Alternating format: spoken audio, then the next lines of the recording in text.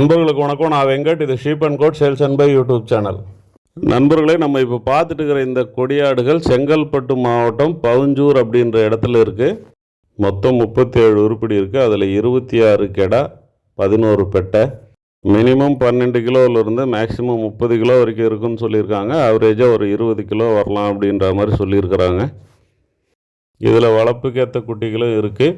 வளர்ப்புக்குன்னா per KG 450 ரூபா சொல்லியிருக்காங்க. அதுவும் ஃபைனல் கிடையாது, விலை பேசுறதுக்கான வாய்ப்பு இருக்குது. கறிக்கு தேவைன்னு சொன்னால் விலை அனுசரித்து தரேன்னு சொல்லியிருக்கிறாங்க.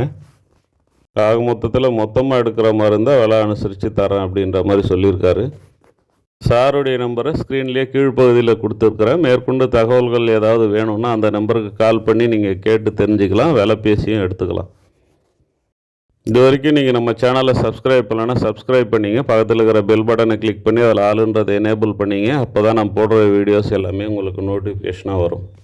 நண்பர்களே, சேல்ஸ் வீடியோக்களாக இருந்தாலும் கூட ஆடு வளர்ப்புக்கு தேவையான ஒரு சில முக்கிய விஷயங்களை நம்ம பெரும்பாலான வீடியோக்களில் பார்த்துட்டு வரோம். அந்த வகையில் ஏற்கனவே மழைக்கால பராமரிப்பு அப்படின்ற வகையில் ஒரு வீடியோ பார்த்துருந்தோம். அது தொடர்ச்சியாக ஒரு சில விஷயங்களை இந்த வீடியோவில் பார்க்கலாம். முதல் வீடியோவில் வேக்சினேஷன் போடணும், டிவார்மிங் பண்ணணும், ஃபீடு சேமித்து வச்சுக்கணும், மரங்களுடைய கிளைகளை வெட்டிடணும் அப்படின்ற மாதிரியான விஷயங்களெல்லாம் நம்ம சொல்லியிருந்தோம்.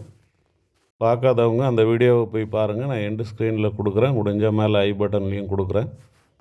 இந்த வீடியோவில் பயோசெக்யூரிட்டி அப்படின்றத பற்றி நம்ம பார்க்கலாம். பயோசெக்யூரிட்டி அப்படின்றது ஒன்றும் இல்லை, நம்ம பண்ணையை சுத்தமாக வச்சுருக்கிறது. பண்ணையை மட்டும் இல்லை, பண்ணையை சுற்றில இருக்கக்கூடிய சுற்றுப்புறத்தையும் நம்ம சுத்தமாக வச்சுக்கிறது. இதை தான் நம்ம பயோசெக்யூரிட்டி அப்படின்னு சொல்கிறோம். எல்லா காலங்கள்லையும் இது தேவை தான் அப்படின்னு சொன்னாலும் இந்த மழை காலங்களில் இந்த பயோசெக்யூரிட்டியில் நம்ம அதிகமான கவனம் செலுத்த வேண்டியது ரொம்ப முக்கியம். நம்ம பண்ணையை சுற்றி சாக்கடை தண்ணி தேங்காமல் பார்த்துங்க.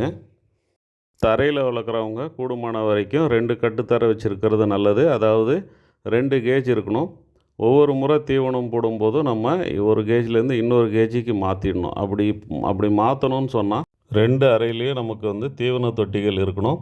2 அறைக்கும் நம்ம தனித்தனியாக வெளியிலேருந்து போகிறதுக்கான வழி இருக்கணும். 2த்துக்கும் இன்டர்னலாக ஒரு வழி இருக்கணும். அதாவது 2 அறைகளுக்கு நடுவுலையும் நம்ம பார்ட்டிஷன் பண்ணி ஒரு வழியை வச்சுருக்கணும். ஒரு அறையை நம்ம சுத்தப்படுத்தி தீவனம் போட்டுட்டு திறந்து விட்டோம்னா அந்த அடுத்த அறையிலேருந்து இந்த அறைக்கு வர்ற மாதிரியான ஒரு வழியை நம்ம அதில் அமைச்சிருக்கணும். தரையில் வளர்க்குறவங்களுக்கு எல்லா காலங்கள்லேயும் இந்த அமைப்பு கரெக்டாக தான் இருக்கும் அப்படின்னு சொன்னால் கூட மழை காலங்கள்லையாவது கண்டிப்பாக இந்த முறையை ஃபாலோ பண்ணணும். அடிக்கடி நம்ம பூட்டாக்ஸ் மாதிரி ஏதாவது ஒரு கிருமி நாசினியை நம்ம ஸ்ப்ரே பண்ணி விடுறது நல்லது. அப்படி ஸ்ப்ரே பண்ணும்போது ஆடுகள் கட்டுத்தரையில் இல்லாமல் பார்த்துங்க. ஏன்னா அது கண்லேயும் காதுலேயும் படாமல் இருக்கணும். நல்ல வெயில் காயும்போது காஞ்ச மணலை எடுத்து வச்சுட்டு அது கூட ப்ளீச்சிங் பவுடரு, அப்படி இல்லைன்னு சொன்னால் சுண்ணாம்பு, இந்த மாதிரியான கிருமி நாசினிகளை கலந்து நம்ம கட்டுத்தறியை க்ளீன் பண்ண உடனே அது மேலே தெளித்து விடலாம். இந்த மாதிரி செய்கிறது நம்ம ஆடுகளை நோய்களிலிருந்து காப்பாற்றும்.